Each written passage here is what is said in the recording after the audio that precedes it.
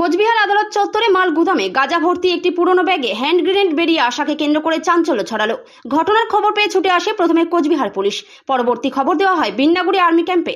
Grenade উদ্ধার করতে ইতিমধ্যে বিন্নাগুড়ি সেনাবাহিনী ক্যাম্পের বিশেষ টিম এসে পৌঁছায় কোচবিহার আদালত চত্বরে। পুলিশের পক্ষ থেকে গোটা এলাকাকে সিল করে দেওয়া হয়েছে। এরপরেই সেনাবাহিনীর bomb squad team hand grenade উদ্ধার করে কোচবিহার শহরের তোরসা নদীর বিসর্জন ঘাটে নিয়ে যাওয়া হয়। বিসর্জন ঘাটে ডিসপোজাল করা হয় সেনাবাহিনীর পক্ষ থেকে। পুলিশ সূত্রে জানা গিয়েছে, গত 20 তারিখ মাল গুদামে হ্যান্ড গ্রেনেডটি পাওয়া যায়। এরপরে মাল গুদামটিকে সিল করে দেওয়া হয়েছিল। এর আগেও গত বছর ফেব্রুয়ারি মাসে একটি গ্রেনেড উদ্ধার হয়েছিল।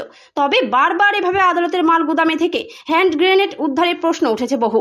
তার কারণ, এই মাল গুদামে বহু পুরনো গাঁজা থেকে শুরু করে ফেন্সিডিল রয়েছে। সেই ক্ষেত্রে আরো কোনো বড় বিস্ফোরণ রয়েছে কিনা তা নিয়ে রয়েছে প্রশ্ন। 3 বছর হয়ে গেল, আর কত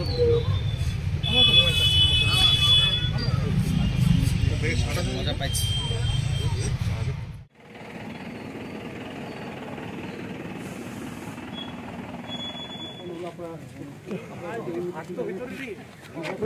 আমি কি ভিডিওটা পাইছি?